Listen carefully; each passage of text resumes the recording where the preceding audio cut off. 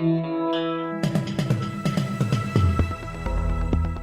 listening to the Batuta Advocates Weekly News Wrap on Desert Rock FM 96.5. Welcome back to the Batuta Advocate Radio Show, recording here live from Budgie Smuggler Studio in downtown Batuta. Joined by myself, Clancy Overall, editor of the Batuta Advocate, and of course Errol Parker, editor at large. How are you? Always good, mate. What about you, Wendell? Yeah, much the same as Errol. Clancy, how are you? Yeah, I'm going all right, mate. It's a lovely day. Just got paid.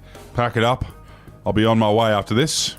What's first in the news this week? We'll start off over in Western Australia. Perth is currently receiving a condensed version of last year.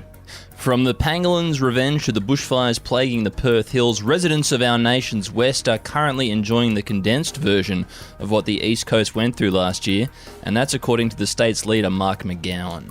Yes, he said, big rain coming, which will put out the fires. Everyone will be able to breathe easy then.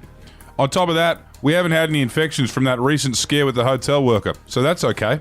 Yeah, that is some good news on the COVID front. Hopefully they'll be back to drinking $28 pints of Little Creatures in no time. Now, internationally, a weeping hedge fund billionaire has revealed that he's been forced to sell the holiday house he'd forgotten about.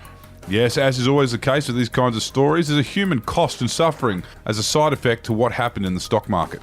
While everyone was laughing about Reddit and the common man getting one over the big end of town, one multi-billionaire has revealed the toll it's taken on him and his three families. Yeah, Orville Van Dandleton explained that he had to sell one of his waterfront homes on the little island he owns in the Caribbean called Majorca, and at only a net 180% profit. So while it's been all fun and games for the small fish, it hasn't been easy at the top.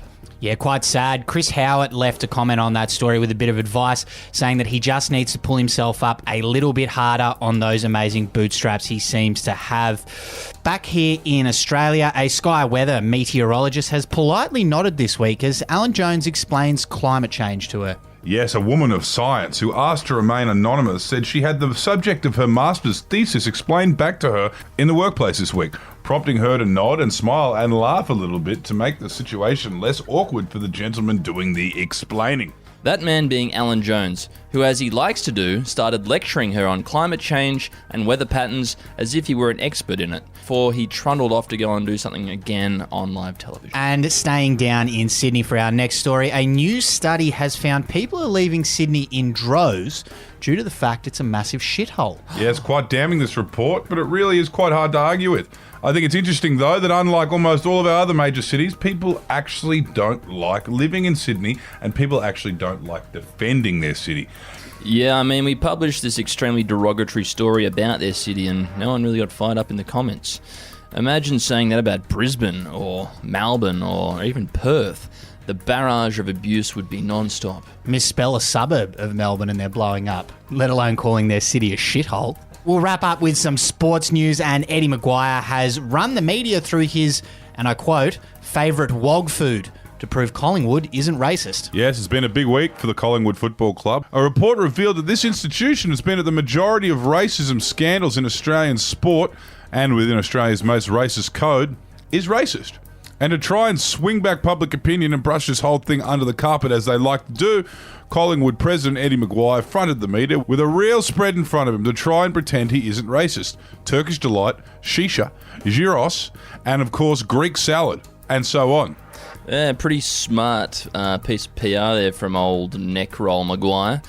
And I, for one, I was surprised he didn't reference the fact that he has some black friends or some black acquaintances. Really shocked me there. Yeah, that's a tried and tested method for anyone trying to justify or excuse their racism. Well, no, he did say that. He said Collingwood can't be racist because they're both black and white. Anyway, it didn't go down well in the live press conference. No, the players of Collingwood's football and netball team had to apologise on his behalf. Anyway, that is the weekly bulletin for this week. Thanks for your company as always. We'll talk to you again in 7 days' time. Have a good one. See ya. Hooroo. Wagwan, Sheshani.